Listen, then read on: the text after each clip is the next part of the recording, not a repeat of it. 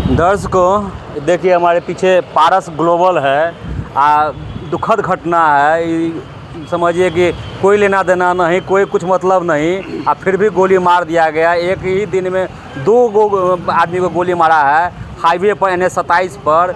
एक आपको मब्बी थाना अंतर्गत, एक सिमरी थाना अंतर्गत। एक पेशेंट का पैर में लगा है, एक पेशेंट का पेट में लगा है। पेट में जिनको लगा है वो हमारे गांव के ही है, नानी गांव के ही हैं, उनके परिजन हैं। पैर में जो लगा है वो DMC में भर्ती हैं। तो ये घटना जो है वैरायटी का है, मिल रहा है। ईज ऑफ लिविंग, लोगों का क्या बेनिफिट हो रहा है, लोगों को क्या सुविधा हो रहा है, ये सोचना है। यहाँ पर देखिए भर्ती हुआ है, पैसा भी लगा होगा, सब कुछ लगा होगा, और बिना मतलब का जो है सो मार दिया गया है। कोई कुछ नहीं, जा रहे थे आराम से, न कुछ नहीं किया गया, ना छीन छान, ना और जो है अथी चला दिया गया। तो जानेंगे इनसे कि क्या हुआ घटना। ये पेट में लगा है गोली, ये क्या कारण था? कारण, जहाँ तक कारण की बात है तो कारण ऐसा कुछ भी नहीं था। ना किसी से दुश्मनी था, ना किसी प्रकार से झंझट था, किसी से भी नहीं। हमारे भाई साहब जो थे वो माइक्रो फाइनेंस कंपनी RBL है, अच्छा, उसमें RM के पोस्ट पर नियुक्त हैं। अच्छा, वो ब्रांच विजिट करने के दरमियान ऊपरी चरौथ ब्रांच गए थे। वहाँ विजिट करने के उपरांत वो शाम में वहाँ से घर को वापस आ रहे थे। जैसे ही मब्बी पहुँचे तो मब्बी पहुँचने के क्रम में रात का 10:30 बज रहा था। 10:30 बजे के आसपास रिलायंस पेट्रोल पंप के पास एक अज्ञात युवक जो पीछे से ओवरटेक करता हुआ आया, और पतला दुबला था, उजला अपाची था उसके पास, और मुँह में उजला गमछा लपेटे हुआ था। वो सीधा पीछे से आया, ओवरटेक किया और फायरिंग किया। और फायरिंग करने के दरमियान वो गोली हमारे भाई साहब के पेट में लग गया और वो वहाँ अचेत हो गए। जो ड्राइवर था वो मेरा चचेरा भाई ही था। वो उन्हें किसी प्रकार से खींचते हुए दिल्ली मोड़ आया, और दिल्ली मोड़ पर एक कार हायर किया, फिर उन्हें पारस अस्पताल में भर्ती किया। तदुपरांत हम लोग वहाँ उपस्थित हुए। अच्छा, बताइए क्या नाम है उनका? उनका नाम प्रवीण कुमार झा है, और ग्राम शाहपुर, पोस्ट अझौर, थाना बहादुरपुर। पिता का नाम श्री सुंदर कांत झा, जो एक रिटायर्ड शिक्षक हैं। क्या वो अपराधी का क्या मंशा था, क्या क्यों फायरिंग किया? जैसा मुझे मालूम हुआ है कि एक ही अपराधी ने 2 घटनाओं को अंजाम दिया है।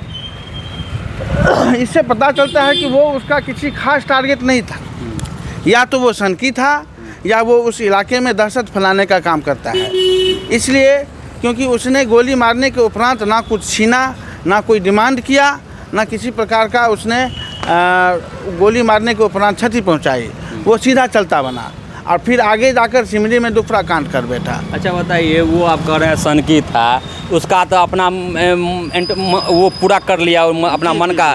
आप लोग का जो प्रॉब्लम हो गया, आप लोग को जो दिक्कत हो गया, यहाँ भर्ती है, जी जी, यहाँ का तो बिल जानते हुए कि जी जी जी, अब क्या करें, क्योंकि सरकारी अस्पताल में उतनी बड़ी सुविधा है नहीं, तो अपने परिजनों को जान बचाने के लिए तो सब कुछ दांव पर लगा देना पड़ता है। तो मैंने अपना सब कुछ सर्वस्व निछावर कर दिया है। अब जो होगा सो देखा जाएगा। इस तरह का घटना देखिए, लेनी देनी में जो आप परेशान हो जाता है, पैसा और समय, पैसा और जान तीनों लग जाता है। तो कहने का मतलब इसमें कोई सरकारी मदद नहीं है? जी नहीं, अभी तक कोई सरकारी मदद नहीं है। घटना रात 10:30 बजे की है, और अभी मब्बी थाना और बेता OP थाना अभी पहुँचे हैं। अभी पहुँचे? हाँ, इससे पहले एक भी पदाधिकारी नहीं आए, ना ही किसी प्रकार का संज्ञान लिया। देखिए, गोली कांड, और वो भी इतना लेट से, यानी अगर ये इन्फॉर्म आपके द्वारा क्या गया कि वो किसी के माध्यम से पता लगा होगा? हम जो है सो बेता OP थाना गए, जहाँ पर MLC भेजा गया था पारस हॉस्पिटल के द्वारा। जब उनके पास शिकायत दर्ज की कि अभी तक कोई पदाधिकारी नहीं आए हैं, तो उन्होंने मब्बी थाना को फ़ोन किया, तब जाकर के वो यहाँ पहुँचे हैं। समझ सकते हैं, अभी और भी लोग हैं कि समझ सकते हैं। सिंपल है कि आप झेलिए, आप कष्ट काटिए, यहाँ पे कोई मदद नहीं है, सरकार ना कुछ है। गोली कांड में भी कोई किसी तरह का मदद नहीं होता। अपना पैसा लगाइए, अपना जेबी से कीजिए। क्या कोई तरह का यहाँ पे क्या मदद मिल रहा है? कुछ यहाँ सब कुछ अच्छा है, सरकारी कोई सुविधा नहीं है। बस अपना तरफ से लगा रहे हैं जो लगाना है, अपना भाई को बचा रहे हैं। अच्छा, क्या है स्थिति, क्या है अभी? ठीक ठाक है, अभी ठीक ठाक है, बातचीत कर रहे हैं जी। अच्छा, क्या आप लोग का सरकार से क्या मांग है? सरकार से क्या? सरकार से मांग की जहाँ तक बात है, सबसे पहले मांग तो है कि लोगों और जनता की सुरक्षा। अगर 10 बजे रात में हम घर पर सुरक्षित नहीं हैं, अपने गांव अगल बगल में सुरक्षित नहीं हैं, तो ऐसी सरकार किस काम की? अगर ऐसी घटना होता है तो जो भी प्रशासनिक मदद है वो उन परिजनों को मिलना चाहिए, जिससे वो अपने परिजनों का देखभाल और स्वच्छता के साथ कर सके। लेकिन ऐसा मुझे आशा बिहार सरकार से उम्मीद नहीं है। देखिए, ये बड़ा कांड है, गोली कांड है, आपराधिक कांड है, ये कहीं ना कहीं नाकामी है सरकार की, नाकामी है। इस तरह का घटना में कुछ ना कुछ सहयोग होना चाहिए, नहीं तो जो है लोग आहत हैं, लोग जो है तो पीड़ित हैं, लोग जो है कहीं ना कहीं सरकार से नाराज़ हो जाएंगे और कहीं ना कहीं इसका बहुत बड़ा दूरगामी परिणाम भी होगा। इस तरह का घटना में जो कि आपराधिक घटना है उसमें मदद नहीं मिलना चाहिए। आपराधिक घटना में जो है ये नेचुरल घटना नहीं, आपराधिक घटना है। और इसको शेयर कीजिए, वीडियो को ज़्यादा से ज़्यादा शेयर कीजिए ताकि लोगों तक जाए, आवाज़ जाए। एक बात और कहना चाहूँगा सर कि हमारे यहाँ एलिवेटेड रोड का निर्माण चल रहा है। हमारे प्रशासन को ऐसा चाहिए कि रोड वाले सबसे पहले एक मोटरेबल सड़क बनावे, इसके बाद वो पुल बनावे, क्योंकि अभी अचानक पिलर पाइलिंग होने से पूरा रास्ता यातायात हम है। और बेता चौक और अलरपट्टी स्वास्थ्य का एक महाकेंद्र है दरभंगा में, जहां आना जाना काफ़ी मुश्किल हो रहा है।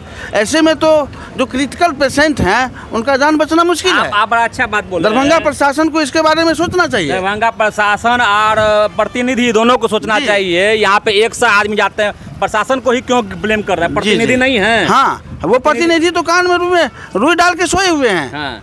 उनको जान से क्या लेना देना? वो तो हवाई जहाज से आते हैं। नहीं मिलेगा आपको, वैरायटी का तकलीफ मिलेगा, सुविधा 1 रुपया नहीं मिलेगा। वैरायटी का तक एलिवेटेड रोड है तो कहीं मेट्रो है तो कहीं हवाई जहाज है, ये आपको तकलीफ मिलेगा, सुविधा नहीं मिलेगी। जी, हम लोगों के लिए कुछ भी नहीं है।